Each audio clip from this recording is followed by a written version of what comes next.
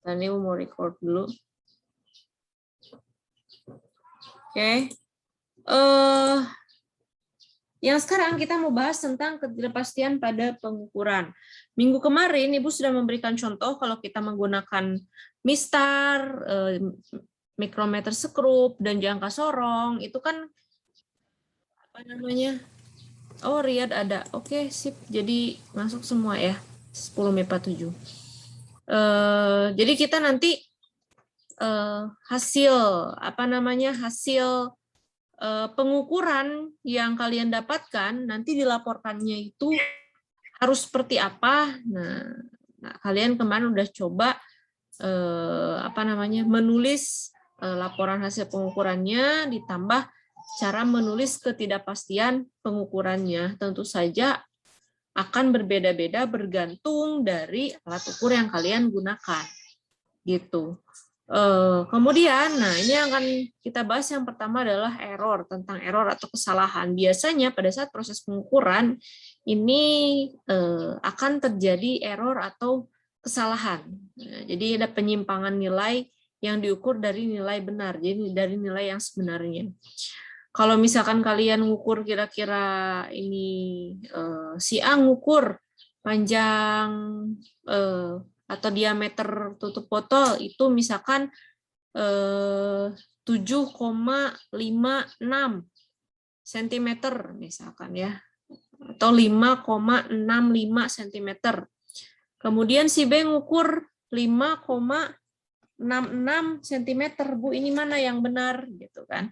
Nah, tentu saja supaya memudahkan kalian gitu kan mengetahui nih kira-kira yang dipakai nanti yang mana. Nah, kita harus mengenal yang namanya kesalahan atau error. Jadi kesalahan ini ada macam-macam.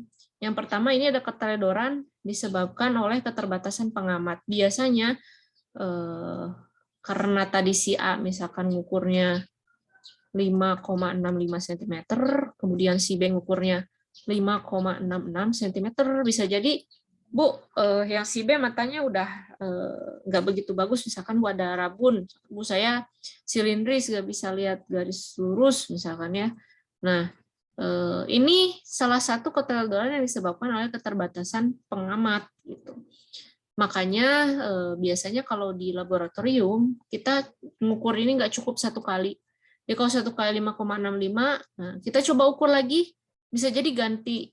Coba ukur lagi bisa jadi ganti gitu kan, beda-beda.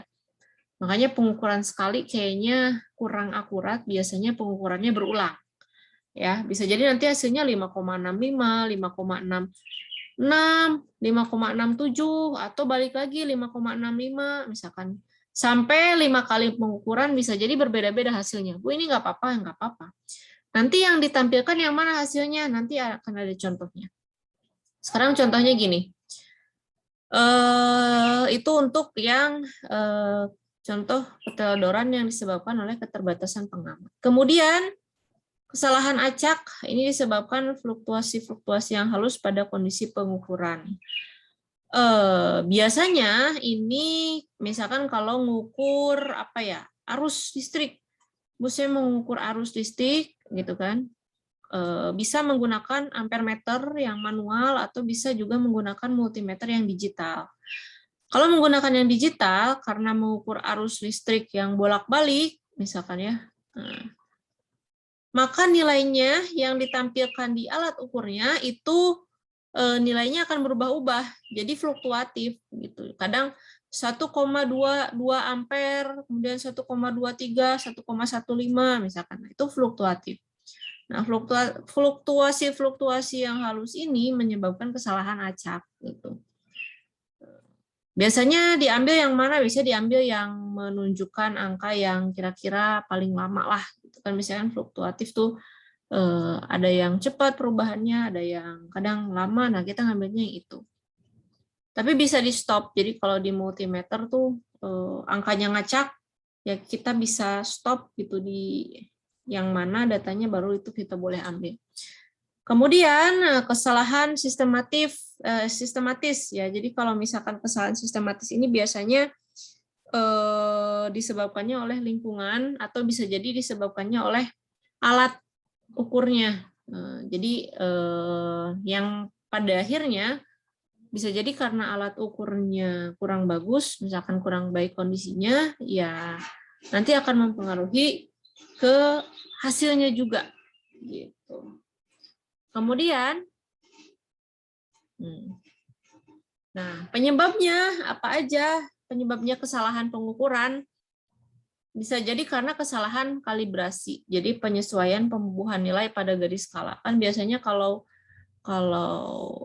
alat ukur kan ada skala yang garis-garisnya nih, misalkan ada garis-garisnya. Nah, bisa jadi pada saat proses pembuatan di pabriknya terjadi error, misalkan ya. Nah, terjadi error. Nah, jadi nanti ini garisnya ada yang nggak sama nih, ada yang nggak seimbang, misalkan ya. Itu jadi masuk ke kesalahan kalibrasi.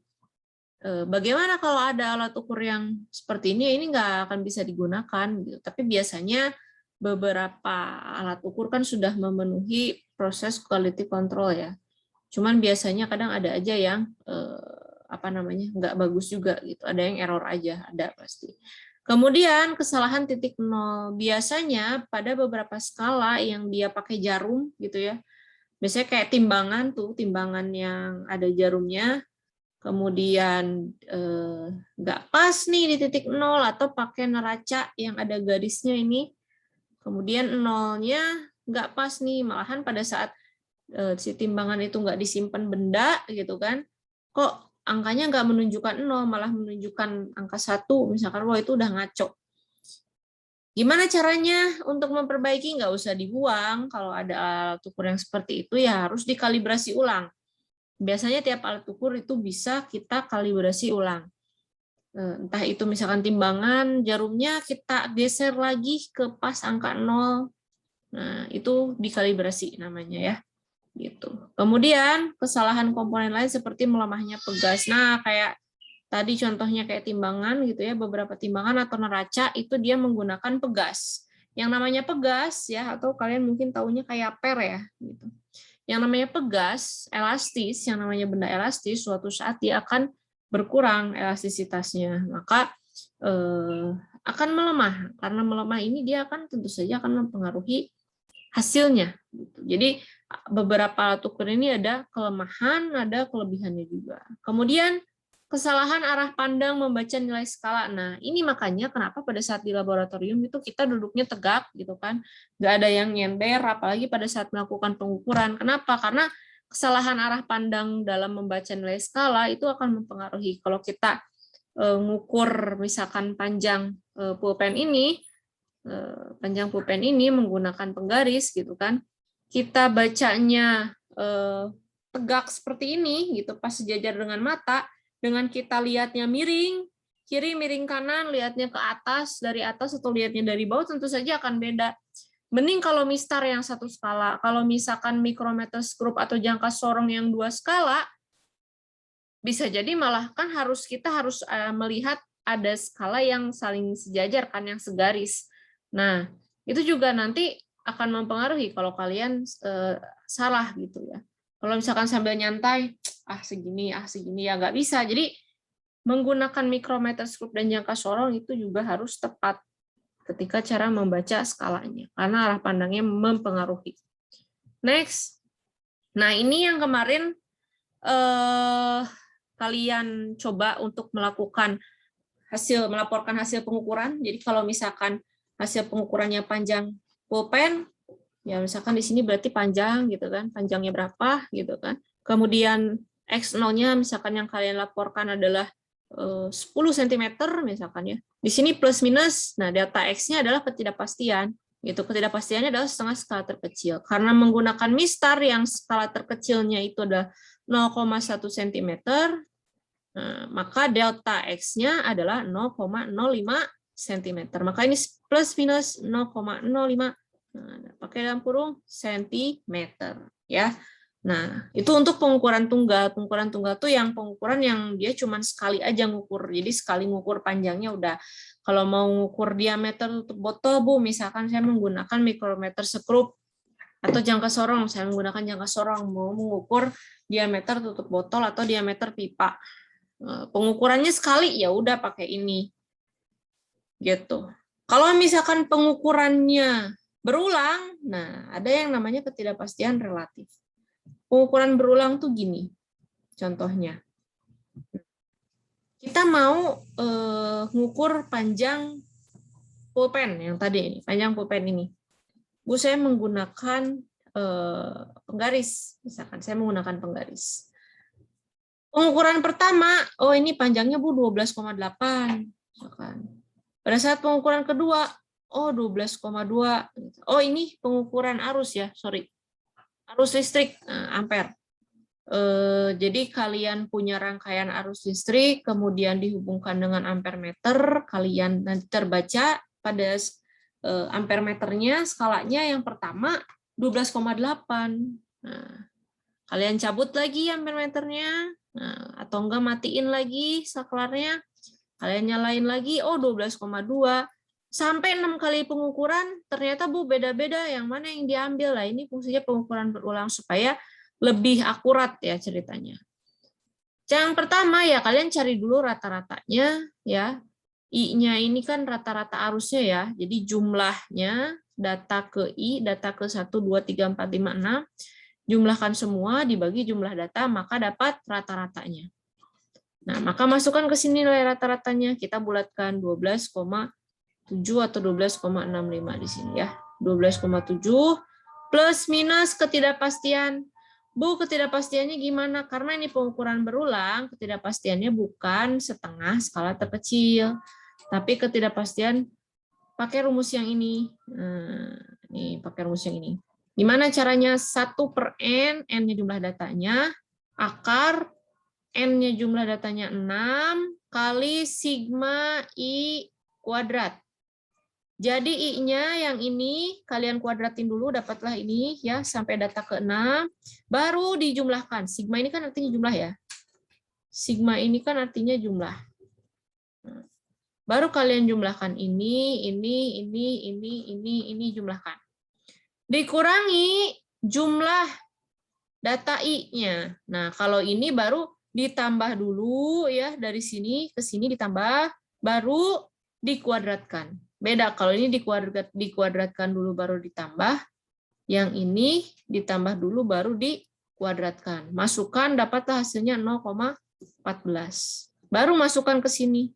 Maka kalian laporkan sebagai ini. Ketidakpastian relatifnya gimana? Masukkan rumus delta I dibagi I rata-rata, maka dapatlah ketidakpastiannya sekitar 1,1%. Semakin kecil ya semakin bagus ketidakpastiannya. Artinya kan errornya kecil. Semakin besar ya semakin kurang bagus ya. Gitu. Itu untuk pengukuran berulang. Jadi ini sebenarnya masuknya ke statistika, matematika lah ya. Untuk kalian mengukur hasil dari pengukuran berulang. Yang dilaporkannya yang ini ya, yang di bawah sini. Kemudian, nah, masuk ke angka penting. Sebelum bahas angka penting itu apa, Ibu mau bahas tentang notasi ilmiah dulu. Jadi notasi ilmiah di fisika ini penting kenapa? Karena cakupan materi fisika itu luas ya, dari mulai benda yang mikroskopik seperti atom dan subatom sampai yang makroskopik seperti tata surya dan alam semesta, maka notasi ilmiahnya ini harus dinyatakan sebagai berikut. Nah, cara penggunaannya gimana? Rumusnya. Nah, ini notasi ilmiah. Misalkan kalau ada massa elektron, ini harusnya komanya jangan ada dulu ya. Ya kalau misalnya ada massa elektron 0,0000 sekian 911 kg.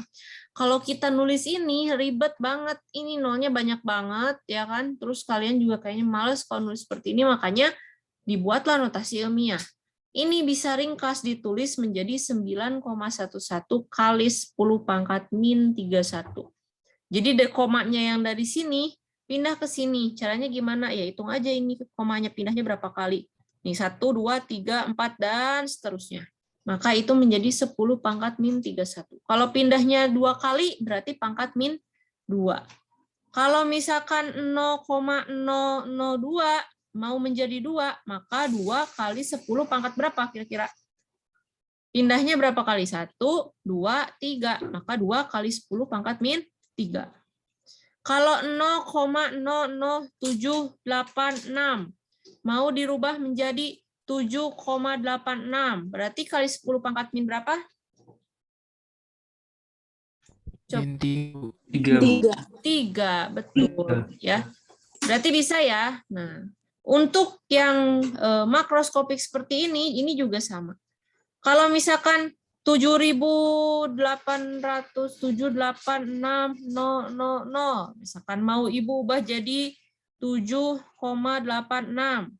Berarti ini kali 10 pangkat berapa? 10 pangkat 3. 3 Pangkat 5. pangkat 5. Pangkat 5. Nah, kalau pangkat 3 berarti bisa nggak? Bisa. Berarti 786 kali 10 pangkat 3. Karena ini komanya di sini, berarti kan dari sini kan? Ya, 1 atau dari sini. 1, 2, 3, 4, 5. Makanya pangkat 5. Bisa ya untuk merubah angka-angka ini menjadi notasi ilmiah. Nah, ini nanti kalau kepotong gabung lagi ya. Oke, next. Nah, sekarang masuk ke angka penting. Nah, untuk angka penting, nah ini maksudnya angka penting ini apa? Jadi angka penting ini adalah semua angka gitu yang diperoleh dari hasil pengukuran yang terdiri dari angka eksak itu angka pasti gitu, dan satu angka terakhir yang ditaksir atau yang diragukan. Jadi kalau misalkan kalian ngukur diameter pipa misalkan 4,56, ya angka eksaknya 4,5 atau bisa jadi 4, angkanya pasti nilainya 4, berkisar di antara 4,5. Tapi angka terakhir yang 6, kalau 4,56, nah angka terakhir yang 6 ini ragu nih. Kadang kalau ngukur 6, kadang 7, kadang 8. Nah, ini aturan angka penting ini untuk itu dibuatnya. Yang pertama, gimana nih caranya nih? Nah, yang pertama, aturan angka penting adalah semua angka bukan 0 adalah angka penting. Jadi angka 1, 2, 3, 4, 5, 6, 7, 8, 9 itu semuanya adalah angka penting. Gitu. Kemudian, nah, angka 0 yang terletak di antara dua angka bukan 0 termasuk angka penting. Jadi kalau ini contohnya 1,005, ini punya 4 angka penting, yaitu 1005. 0 ini, nah, kenapa Bu nggak termasuk angka penting? Karena dia harus berdasarkan aturan 0 ini bisa jadi angka penting, bisa jadi angka tidak penting, bergantung dari posisinya. Jadi angka 0 ini posisinya bisa berubah-ubah dan dia bisa jadi angka penting, bisa juga tidak penting. Kalau dia terletak di antara angka bukan 0, maka dia akan menjadi angka penting. Contohnya ini. Kemudian apa lagi? 205. Berarti ini ada 3 angka penting. Atau 3,05. Nah, berarti ini apa? 3 angka penting. Gitu. Kemudian, semua angka 0 yang terletak pada deretan terakhir dari angka yang ditulis di belakang koma, ini deretan terakhir, dia ditulis di belakang koma, termasuk angka penting. Ya, jadi kalau misalkan ini ada angka bukan penting, ini ada angka penting di depannya, kemudian di depannya lagi ada 0, nah 0 yang ini bukan angka penting. Tapi karena 0 ini di belakang desimal, maka dia menjadi angka penting. Ya, jadi 0,00450 ada 4 angka penting. 0,20 ada berapa angka penting? 2. 2 angka penting. Kalau misalkan 0,003 ada berapa angka penting? 1. 1 angka penting. Nah, ini angka 0 yang digunakan hanya untuk tempat titik desimal. Ini cuma tempat titik desimal, ini cuma tempat titik desimal. Maka 0-nya bukan angka penting. Ya, kecuali dia ditambahin 0 di belakangnya 0,0030. Dia menjadi 2 angka penting. Kemudian, nah, bilangan-bilangan puluhan, ratusan, ribuan, yang memiliki angka-angka 0 pada deretan akhir ini harus dituliskan dalam notasi ilmiah supaya jelas apakah angka 0-nya termasuk angka atau bukan angka penting. Ya seperti tadi, kalau 0,003, maka kita ubah menjadi notasi ilmiah, maka ini jadi 3 kali berapa? 10 pangkat? -3. -3. Ya, 3 kali 10 pangkat -3. Berarti ini ada berapa angka penting? Ada berapa angka penting? 1. 1 angka penting. Gitu ya. Nah, jadi yang seperti ini harus dirubah menjadi notasi ilmiah. Kemudian kalau bilangannya tidak punya koma desimal, maka 0 yang terdapat di belakang angka bukan 0 tidak termasuk angka penting. Jadi 2850 mempunyai berapa? 3 angka penting. 17500 berapa angka penting? 3. 3 angka penting. 3. Tapi kalau misalkan 0,7500 berapa angka penting? 4 angka penting. Bisa ya? Nah, nanti ini harus kalian ingat aturan-aturan angka pentingnya. Yang jelas, angka bukan 0 adalah angka penting, sedangkan 0 bisa jadi angka penting, bisa jadi bukan angka penting, tergantung dari letak posisinya. Kemudian, nah, ada aturan angka penting yang lain, yaitu aturan perhitungannya. Untuk penjumlahan, pengurangan, pembagian, perkalian, itu ada aturannya. Yang pertama, untuk aturan penjumlahan, ini sama dengan aturan pengurangan. Caranya gimana? Jadi, dalam penjumlahan maupun pengurangan, ini hasilnya hanya boleh mengandung 1 angka taksiran. Maksudnya gimana? Jadi angka taksiran ini adalah angka yang paling terakhir. Nah, ini angka yang paling terakhir. Jadi kalau 2,74, angka paling terakhirnya 4, maka angka 4 adalah angka taksiran. Dan 5,950, nah nolnya ini adalah angka taksiran. Maka kalau dijumlahkan, ya, kalau dijumlahkan gini, dia jadi 27,4 ditambah 5,950. Yang angka taksiran kan ini, yang 4 dan yang 0 ya. Dia turun 0, 5, ini 3, ini 3, ini 3. Ini koma. 0 angka taksiran. Ini juga jadi angka taksiran. 4 dijumlah karena ini mengandung angka taksiran, nah maka ini jadi ke sini angka taksirannya ke bawah. Katanya hanya boleh mengandung 1 saja angka taksiran. Berarti karena ini ada 2 angka taksiran, supaya jadi 1, caranya gimana? Harus dibulatkan. Ya, maka ini dibulatkan menjadi 33,4 kali 10 pangkat 3, atau kalau mau jadi 3,34 kali 10 pangkat 4. Kalau begini kan sudah hanya mengandung 1 angka taksiran saja, tidak ada angka taksiran bawaan lain seperti 3 dan 0. Nah, maksudnya itu ya. Jadi nanti kalau misalkan kalian nemu 2 angka taksiran atau 3 angka taksiran, ubah menjadi 1 angka taksiran hasilnya, caranya adalah dengan dibulatkan.